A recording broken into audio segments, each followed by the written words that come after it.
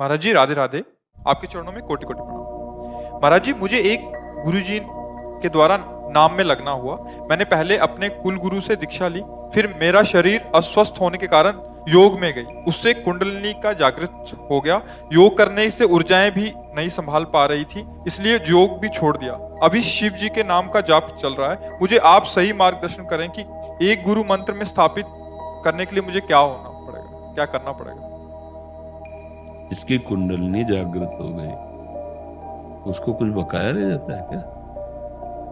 उनकी ऊर्जा को सह नहीं पा रहे थे इसलिए। कैसे? अरे बच्चे हैं सब, कैसे परमार्थ को समझेंगे सब? अब उसको हम कैसे कहें? योग में पहुंची, कुंडलिनी जागृत। कितने घंटे सिद्धासन लगा सकते हैं? सिद्धासन में बैठते हैं। कितने घंटे बैठ सकते हैं? 3 घंटे बिना हिले आसन में बैठे कुंडलिनी में कुछ फर्क ही नहीं पड़ता। अगर आप सही ढंग से चलो तो आप भगवत प्राप्ति के लिए हो। पुरुष नपुंसक नार युवा जीव चराचर कोय, सर्व भाव भज कपट तज मोहि परम प्रिय सोय। अरे आप सब कुछ प्राप्त कर सकते हैं। ये शरीर थैले हैं, चाहे स्त्री का शरीर चाहे पुरुष का है, एक पोशाक है। आप सच्चिदानंद भगवान के अंश हैं। आप कुछ भी प्राप्त कर सकते हैं, लेकिन सही ढंग से आप उसको समझिए।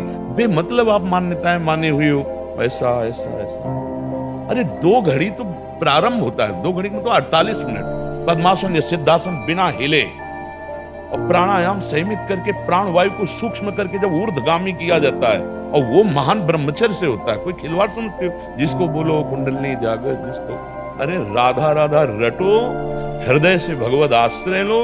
ये कलिकाल मलायतन, मन कर देख विचार, अंदर से विचार करके देखो क्या चल रहा है। तुम्हारा अंतःकरण जब तक क्षमता को प्राप्त नहीं होगा, निर्विषय नहीं होगा, भगवदाकार नहीं होगा, क्या मिला? क्या मिला है? अगर एक जगह ठीक से लग जाओ तो हम भगवान के अंश, हम भगवान को जान जाएंगे। अब भगवत प्राप्ति से बढ़कर कोई सिद्धि नहीं होती। भगवत साक्षात्कार, आत्मस्वरूप का अनुभव, ये लक्ष्य। इसीलिए हम कह रहे समझो, परमार्थ को बहुत ही पीछे छोड़ा जा रहा है। ऐसी ऐसी पगडंडियां जो संसार में ही ले जा रही हैं, और हम मान्यताएं मान बैठते हैं कि हमें ये। हम कह रहे तुम साक्षात भगवान के अंश हो, बिना किसी साधन के। ईश्वर अंश जीव अविनाशी, चेतन अमल सहज सुख राशि। तुमने गलती से शरीरासक्ति, शरीर के संबंधी भोग, शरीर के संबंधी से ममता आसक्ति अहमता करके तुम फंस गए हो। थोड़ा मुक्त होने की भी सोचो। व्यर्थ का क्यों बकवास करते हो? कितने घंटे नाम जप करते हो? कितने घंटे तुम्हारा भगवत चिंतन चलता है? उसी से फाइनल होता है आपका व्यवहार क्या है, आपकी स्थिति क्या है, विषय आकर्षण कितना है। ये है नापने वाली चीजें। शब्द हमें देखने की जरूरत नहीं, शब्द बताता है कि आप कहां हो। अगर आप वास्तविक उस शक्ति पे हो तो आपका शब्द वहीं से निकलेगा। काहे को समय बर्बाद कर रहे हो व्यर्थ में? भैया जब तक पूरे गांव का सपोर्ट नहीं होता तो प्रधान नहीं बनता। प्रधान कैसे बनता है? ऐसे बनता है ना, दैन्यता से। जब तक पूरा अंतःकरण आपके बस में नहीं होगा तब तक भगवत आनंद की तरफ वृत्ति ही नहीं जाती। अभी पूरा अंतःकरण माया अपने अंडर में लिए हुए, इंद्रियों का गुलाम, मन का गुलाम, वासनाओं का गुलाम। बात करते हैं हम कि हम जीत गए। संसार को जीतना खिलवाड़ समझते हो? अनन्यश्चिंत्यन्तो माम मे जनाः पर्युपासते। रात दिन भगवदाकार वृत्ति, न स्त्री न पुरुष न जड़ न चैतन्य न अच्छा न बुरा, तब जाके स्थिति बनती है। जो समस्त द्वंद्वों पर विजय प्राप्त कर चुका है, मान अपमान लाभ हानि जन्म मृत्यु सब पर, वो भगवत साक्षात्कार। भगवान जो कह रहे हैं उनसे बढ़कर थोड़ी कोई परिचय बताने वाला।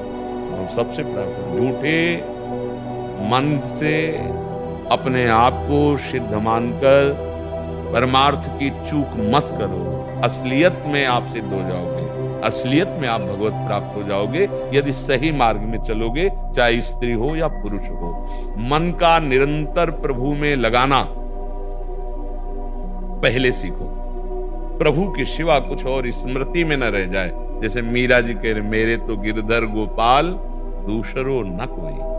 भगवत प्राप्ति के लिए दूसरो न कोई। हे नाथ मैं आपका हूं, आप मेरे हैं, आपके सिवा मेरा कोई नहीं है। ये अंदर वृत्ति आ जाए अंदर मुरारी पादार्पित चित्तवृत्ति, एक एक वृत्ति श्री कृष्ण राधा राधा राधा।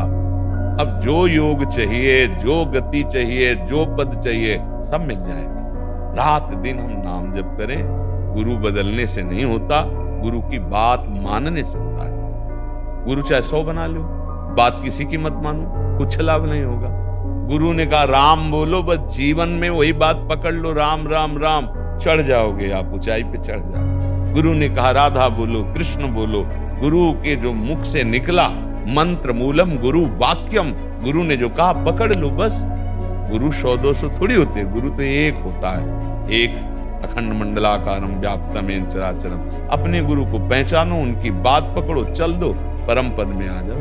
नाम जप निरंतर सब कुछ प्राप्त करा देता है। आजकल मलिन विचार है अंदर से। देखो भाई, यहां हमारे सामने मतलब बहुत बातें बनाने की जरूरत नहीं, क्योंकि आप कृपा करके आए हो कुछ लेने ही तो आए हो। नहीं क्यों आए हो? यहाँ क्या मिलता है? ना तो मिठाई मिलती है, ना जंतुर मिलता है, ना कोई ऐसा आशीर्वाद मिलता है। और मतलब ऐसे चुभन वाले शब्द मिल सकते हैं, बाहर निकलो तो छरछराहट पैदा होगी। हमारा कार्य है तुम्हें सत्य वस्तु को बताना।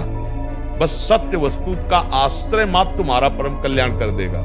ये तुम्हें जंतुर, ये नाना प्रकार के बाहरी दिखावे तुम्हें सुखी नहीं कर सकते, क्योंकि अंतर से तुम जल रहे हो। बाहर एसी में बैठे हो तो क्या फायदा होगा? बाहर जंतुर बंधा है, लेकिन अंदर दुर्वासना जला रही।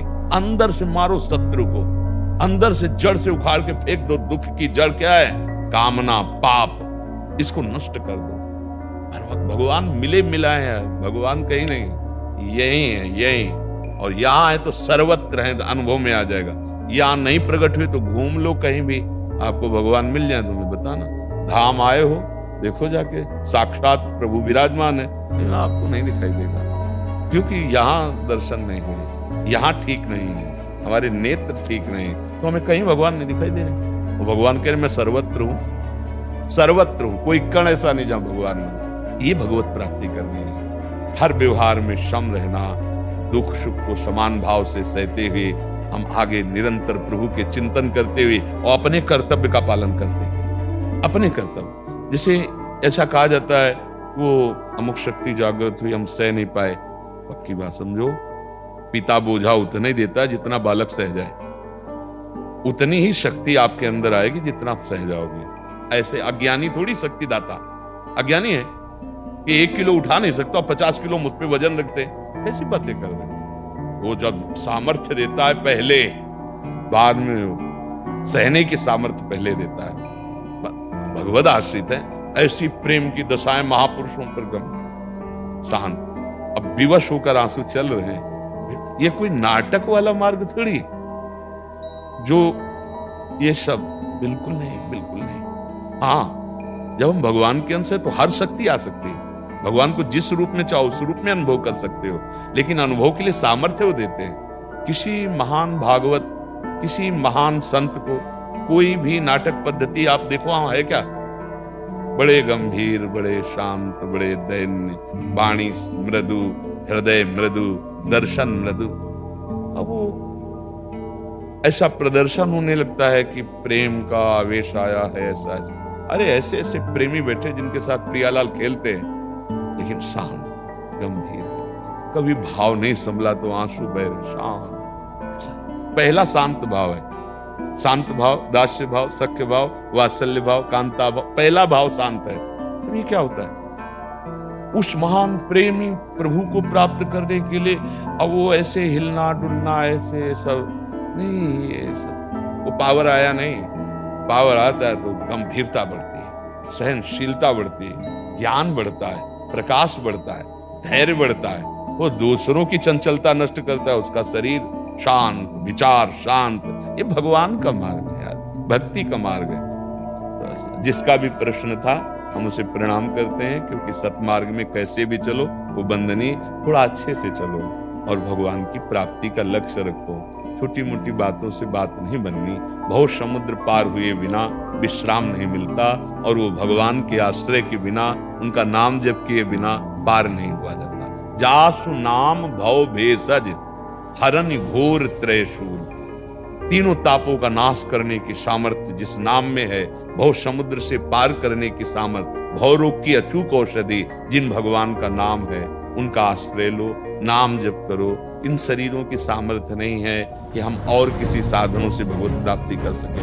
न भोजन पवित्र, न विचार पवित्र, न वायुमंडल ऐसा मिले। तो नाम जप करो। भाव कुभाव अनकाल सहु, नाम जपत मंगल दिसि दसहु। भाव बने तो, भाव न बने तो बराबर फल मिलेगा। अगर हम नाम जप कर रहे हैं उसका बराबर फल मिलेगा। नाम में बड़ी सामर्थ्य है, इसलिए हम सबसे चिल्ला चिल्ला कहते हैं राधा राधा राधा रखो और आचरणों पर सुधार रखो और जीवन को भगवत समर्पित कर खूब मेहनत करो, खूब कर्तव्य कर्म करो, पाप ना होने पावे। बस आपको जीते जी आनंद की प्राप्ति हो जाएगी, जीते जी आपका हृदय शांत हो जाएगा, प्रसन्न आत्मा हो जाएगी। जो हम चाहते हैं वो निष्कामता में आती, सकामता में नहीं। वो भजन करो फिर समझ में आए।